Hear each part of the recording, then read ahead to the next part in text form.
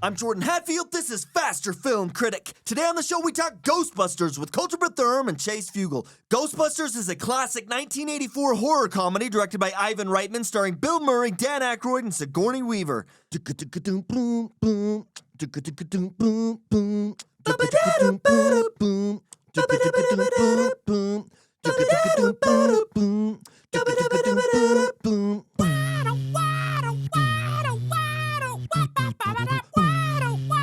I ain't afraid of no ghosts. Get in! We're going cinephiling. Faster, film critic. Talk, talk. Who you gonna call? Yeah! Yay! Ghostbusters! What's up, guys? Yeah! We're talking Ghostbusters! Yeah! Oh, shit! I didn't know you were such a singer. Dude, Yeah, right? that's how I make my living. Yeah. That was fantastic. Yeah, that was I great. actually sung the theme song for Ghostbusters. When you watch the movie, that's me singing. Oh, Really? Oh. A lot of people think it was recorded by instruments, but it was me just It was vocalizing. a it. cappella. Me just singing it. Shit. Yeah. Amazing. Drums and everything. I made $15 an hour doing it. Yeah. Pretty good. Impressive, sir. $45 total. Most impressive. Pretty sweet. Yeah, man. Easiest money I've ever made in my life. Yeah. So, Kolter, Yeah. today's a special day for you. Yeah. Yay, me. I understand that Ghostbusters is your favorite movie of all time. Yeah, I think so, man. If I had to pick like my favorite two, it's this or Alien. But I think this movie just represents so much of my who I am as a giant nerd. Was informed by this movie. Those two, if I had to pick two favorites, it's Alien or Ghostbusters. But Ghostbusters, I think, is just so much more fun. All right. Ah, Yeah. That means I can't shit on it. Yeah, Right. You'd better not. This conversation's going to get interesting because Chase hates Yeah. Ghostbusters. No, he doesn't. This is one of his least favorite movies ever. No, it isn't. It is. No. No. Quit. I love Ghostbusters. But I was shocked. I didn't realize how long it had been since I'd seen it. And it was so much fun to watch. It's a great one.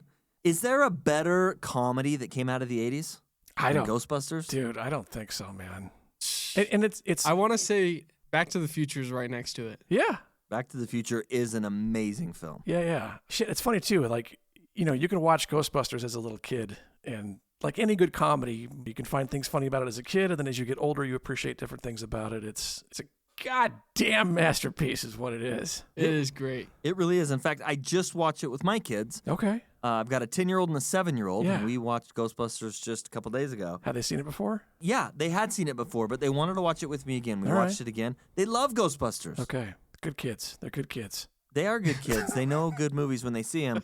They both rated it a 5 because every time we watch a movie with my kids, we rate it. Yeah. They both rated it a 5. The age of innocence. Yeah, dude, I love watching it with them because that is one of the first movies that I remember Yeah. as a child. Yeah, same. Okay, Lady Hawk was one that I watched a lot. Okay. The Rocketeer Oh, is yeah. one that I watched a lot. That's a good one. But there were two scary scenes that I saw that have burned images in my mind Okay. and traumatized me Oh. and has fueled my passion and my love for horror. Oh. And that is A, Pennywise from the original It. Okay, sure. My older sister had some dates over and they were watching It, and I snuck in as I was probably 6. Yeah. And I snuck in behind the couch and was watching it with him. Yeah. And when he came out of that sewer, man, I screamed, and I think I probably scared the shit out of everyone sitting in the couch because they didn't know I was love there. it. Oh, that movie scared me to death. Yeah. And the second one is the librarian from Ghostbusters. Oh, sure. Yeah. Yeah. That The library librarian used to scene. scare me so bad, too. Yeah. Oh, I loved it. I mean, it scared me, but I loved it. Yeah. Yeah. Interesting fact about that librarian, by the way, Yeah. is no CGI. She's an animatronic puppet. Yes. Back in the good old days when they had to do most of the stuff in front of the camera, even if it wasn't there on the scene, they had to rotoscope it in after the fact. So Yeah. still done in front of the camera. The one thing that does frustrate me about this puppet and the library scene, Yeah. if I'm going to start with the negative, this is the negative I'm going to start with. Apparently, the original shot of the librarian was a lot scarier, Oh. and test audiences got, quote, too scared, Really? and they dialed it back. Well, that's too bad. I think this fits the tone of the film I agree. best, I though. agree. Okay, I agree, but I want a director's cut. If you can make it bigger and better, I want to see it bigger and better. I love that scene. Yeah. It's scary Love enough. that Shit. I scene. mean, it's a great setup, and it's a great Get her! Yeah, it's a great payoff. Get her. That was your big plan, huh? Get her. So tell me, guys, why is it that you love this movie so much? I gotta know. How can you not love this movie? It's just so much fun. There's Yes. not many movies I feel like I could actually watch every day for the rest of my life. Yeah. I think Ghostbusters I could and never get tired. Yeah, well put, man. It's just so much fun. It's this magical blend of creativity and of different genres, and it's just the perfect movie with the perfect cast, with the perfect director, made at the perfect time. Yeah. We've all heard the term lightning in a bottle before applied to other films. Back to the Future, Alien, sure, but this one does something, I think, really, really special. I think what hooked me as a young viewer and still enamors me as an adult is that it starts off with such pretty grounded and fairly believable.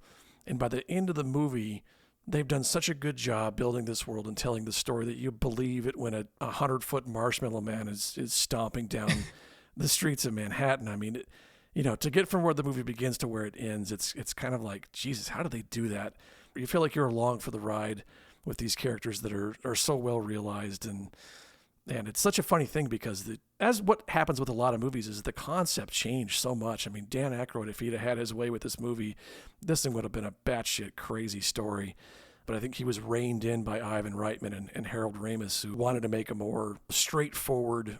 The plot is fairly simple, but what makes it work is the characters, the effects, obviously, and the comedy. So case in point, the original script for this was very different.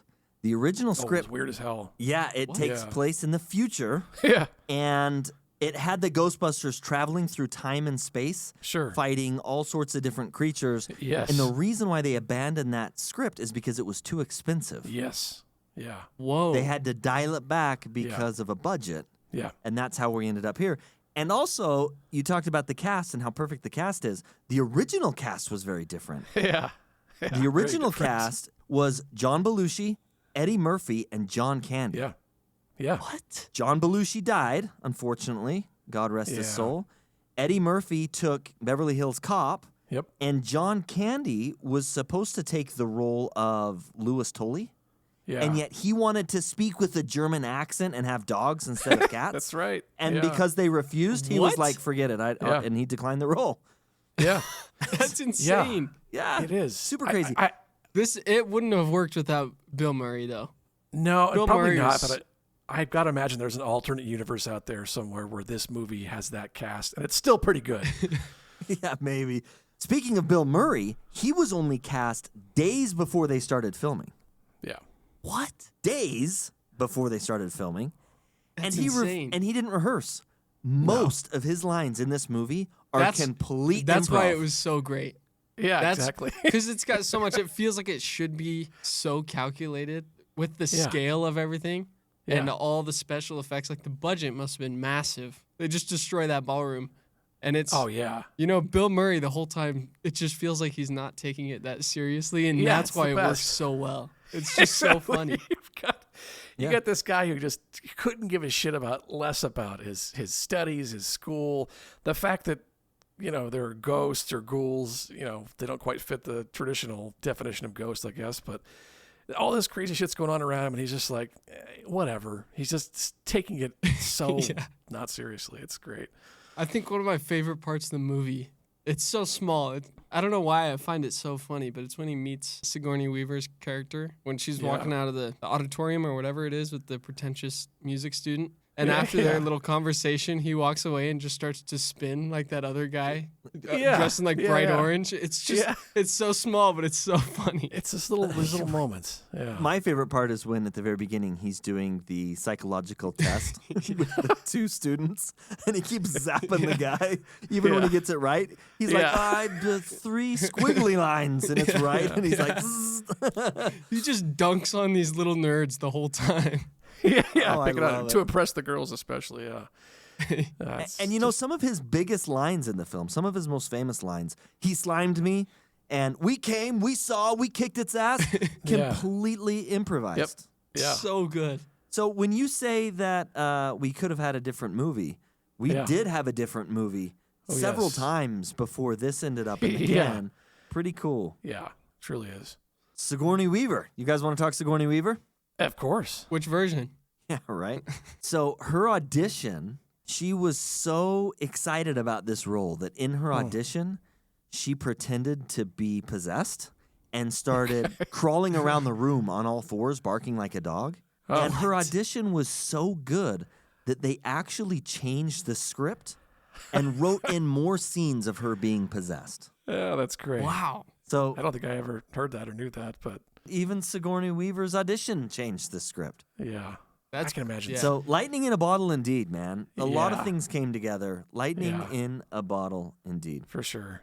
The iconography of this movie can't be ignored. I think as a kid, even as an adult, I think there's something so funny about any other movie we see our characters deal with the supernatural. They're usually combating the supernatural with other supernatural things, right? Evil Dead, they use the Necronomicon to repel the evil back into from whence it came. But in this, no, they decide to use these, nuclear accelerated proton packs, and there's just if there's three things from movies that I could choose that are of equal coolness, and if you presented me with the option of having one that functioned the way that it does in the movie in real life, it's the lightsaber, it's the proton pack, and maybe the DeLorean time machine from Back to the Future. I'd have a hell of a time choosing which of those three I'd want to have.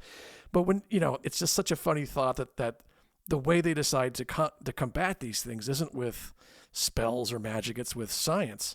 So they take the battle to these things, completely on not their terms.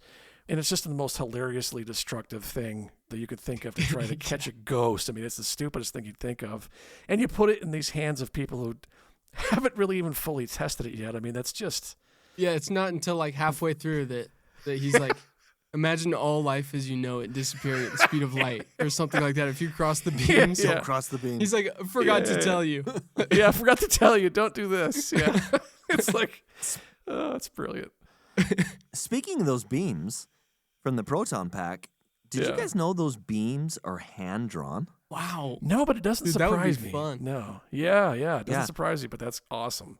They were hand drawn and then later added to the film. And Okay. I hear they had a hell of a time making them flash like they do and look like they do, right? Like Yeah, real sure. proton beams. But Yeah. that's pretty cool, man. That's pretty cool. Yeah. I'd love to Well, see a new movie that uses the same techniques and stuff like Yeah, that. Or like I don't the know why they practical effects, the don't. way they did the ghosts. There was something that I more think believable. it's cheaper too.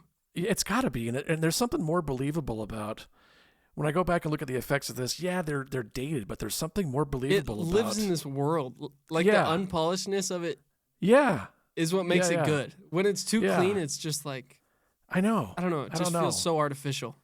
Just the indiscriminate nature of where that stream is going to go once you fire it is just hilarious to me. I mean, it's it's never better exemplified when they're in the ballroom trying to get Slimer. He wasn't even named Slimer in the movie. I think he was like Onion Head or something. And they're missing their shots all over. But then Egon just keeps firing his stream at this like bar long after the ghost has spun away, and he's just like mesmerized by how crazy powerful this thing is. And he just can't stop shooting it. I'm like, Nice this is shooting, just- Tex. Oh, I just love it, man. Just and the look on his face, he's just like wide-eyed, like, holy shit, what am I doing? Oh, it's the best. It is the best, man. This movie is just. Is there anything that we can nitpick? Let's try really hard and nitpick this movie. Is there Okay. anything that we Okay. can nitpick? I think you probably could. Sure. But what makes it so good is like it all belongs in this world and feels so perfect in there. Yeah. It's tough. I mean, I think the low-hanging fruit is probably some of the optical effects. Obviously, it works best when they're yeah. using like puppetry, but when the terror dogs are like busting out of Louis Tully's apartment, excuse me, some of that stuff looks a little bit rough. The rotoscoping doesn't quite jive, but Even that I can laugh at though. yeah, exactly. You kind of forgive it, right? I mean, Yeah. there's just a few things that maybe don't work visually, but man, it really is kind of hard for me to pick this apart. So I wouldn't say it was the aesthetic of the film. I wouldn't say it's the special effects. Even though you're absolutely right, they're dated and they don't look great.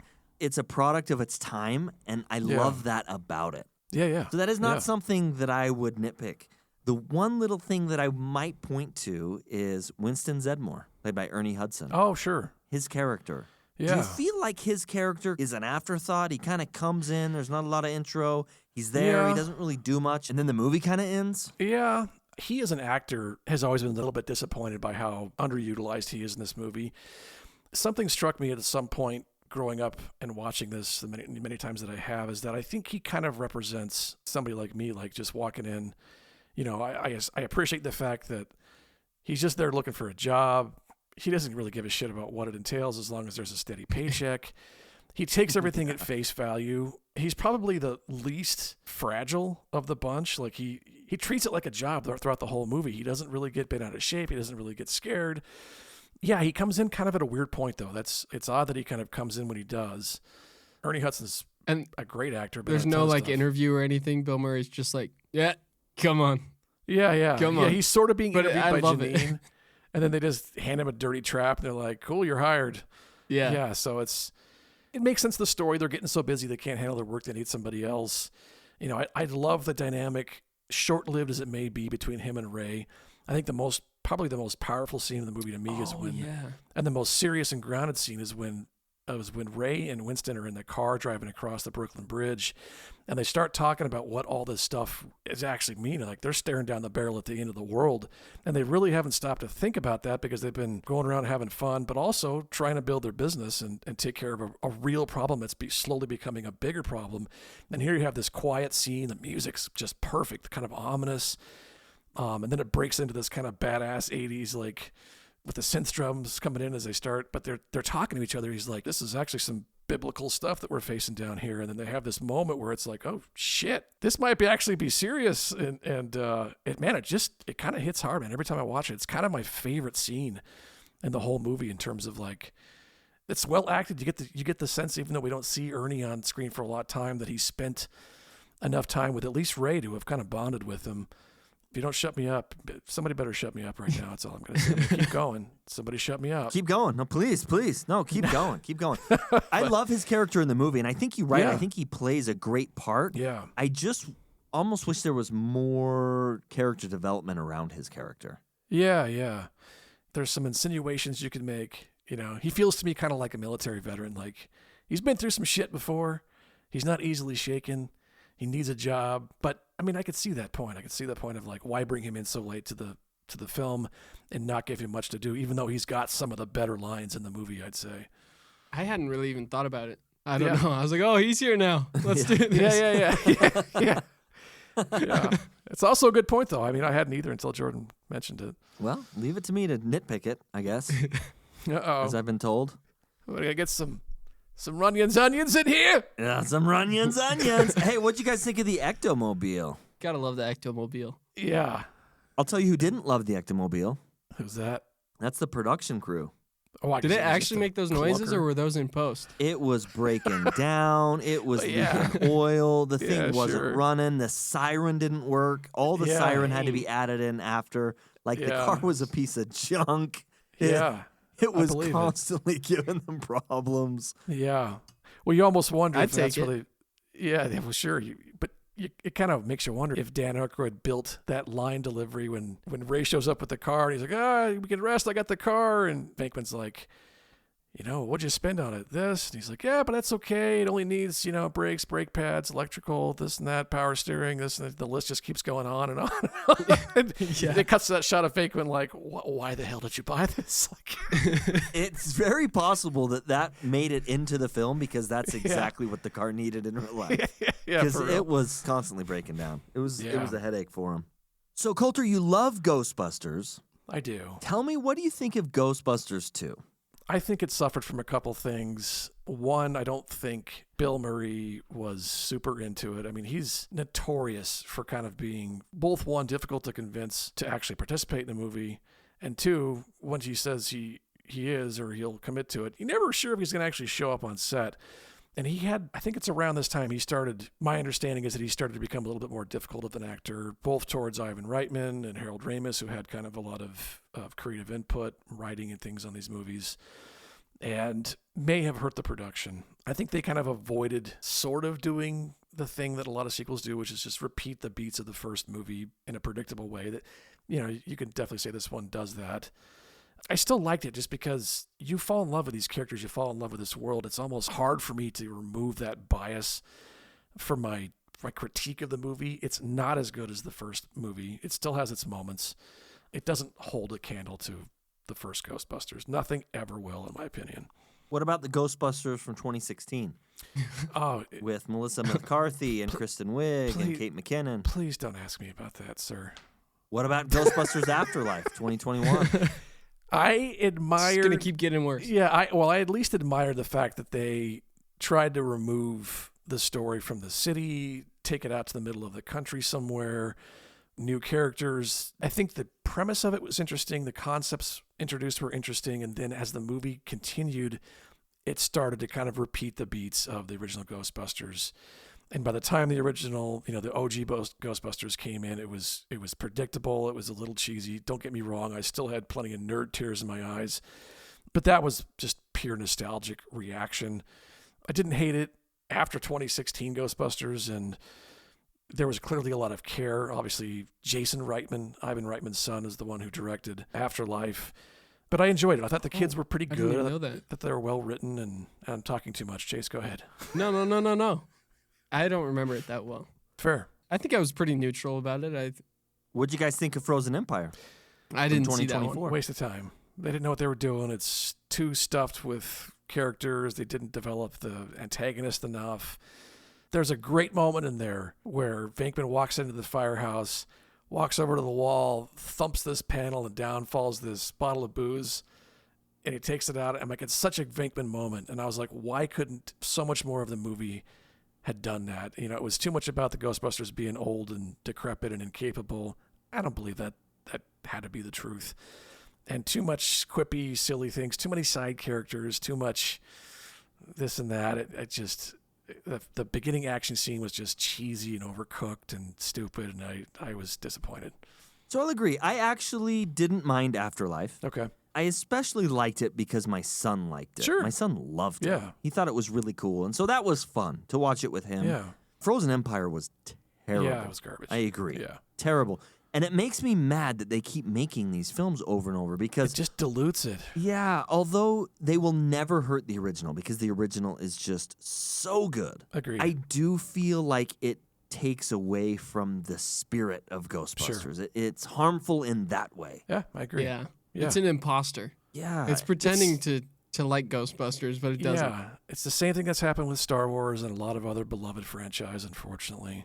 Yeah, if something's good, studios will milk it for everything. Yeah. Well, I hate to break it to you, but a new Ghostbusters project is in the works. No way. Is it the animated one? Oh, that's right. They're also doing an animated one. No, I was referring to a new live action film and an animated one. What? That's wild.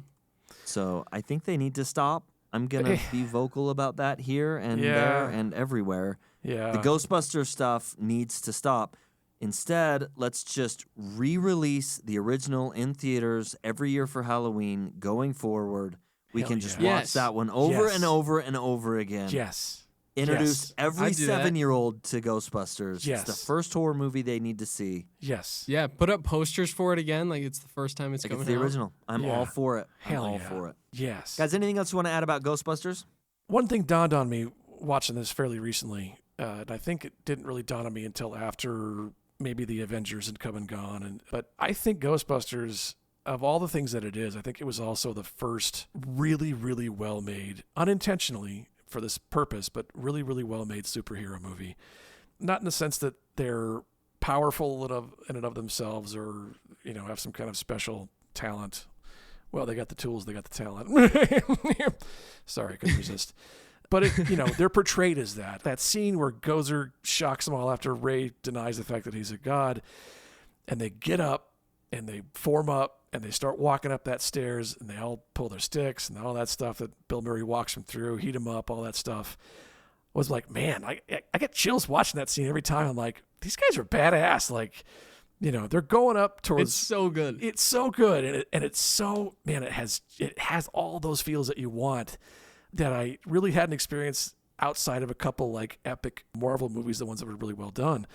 So I think this is like the first good like superhero team movie. And I don't know, just something that kind of dawned on me. I didn't really... That's a great point. Yeah, I hadn't really looked at it that way until fairly recently. That part where they get pushed to the edge of the building, I don't know why, but I was scared for them. I was like, oh my gosh, get off of that. Get off. Yeah. And the effects aren't that great. No, they're not. But it's for some reason it works. I think it's just that I love the characters. Yeah. It's just so much fun. Yeah. The characters are so great all the way through. And the thing is, every single character in this film that I can think of has a great moment. Great moment, man. Yeah. All of them. I mean, of course you've got the Peter Venkman moments. Of course you've got Dr. Stantz moments. Of course you've got Dr. Spangler moments. Yeah. But you've also got Louis Tully moments. I mean, he's just this little dorky side character, but yet all he's doing is locking himself out of his apartment, and it is so funny, and it is so iconic. There's that. And His little anecdote about the TV. He's like, everybody was complaining about your TV, so I turned on mine too. There's that moment at the end where he's all possessed. He's got that stupid colander on his head. And the EPA guy's there to shut him down. And it's not really highlighted, but Louis Tully's in the background. He's completely possessed. And one of the guys is chewing. She's like, you can't do that. And you can't do this. And he's pointing at the other guy. And Louis Tully's just kind of there in the background instead of he's like lazily mimicking the guy for no reason. like a child that doesn't know what's going on. Oh, it's just brilliant, man. God damn, this movie's great. it is brilliant. It truly is brilliant. I absolutely love this movie. And I want to know, how much do you guys love it? Let's rate it on a scale of 1 to 5. 5 stars. 5 stars. I don't even feel like I need to elaborate much. It's just so much fun. Yeah, right there with you. As I sit next to my proton pack, and I also have a tattoo of a proton pack because I am that big of a goddamn nerd about this movie. Yes, it is easily a 5, and I think I've said all I need to say about this. It's just a brilliant, wonderful, magical, awesome movie. Guys, it's unanimous. I also give this film a 5. It's a complete masterpiece. I love everything about this film. I love the cast. I love the characters. I love the practical effects. You got Stay Puft, practical. You got Slimer, who's practical. You got the librarian ghost, who's practical. I love me some practical effects. I love me some Ghostbusters. Gonna give it a 5, but we want to know, what do you think of Ghostbusters? Please tell us. If you're a fan of Ghostbusters and you haven't seen Gremlins, you are missing out. They came out the same year. For some reason, I put them in the same category. They just have excellent practical effects, kind of a warm, nostalgic feel for me, and they're just so much fun. If you haven't seen Gremlins, check it out. Thank you for listening to Faster Film Critic, and get ready. Next week, we're talking 2015 Robert Eggers' The Witch. I cannot wait. You can also follow us on Letterboxd, Cinetrek, and Instagram. Email us at fasterfilmcritic@gmail.com. Hit us up with questions, comments, feedback, review requests, and share this episode with your movie-loving friends.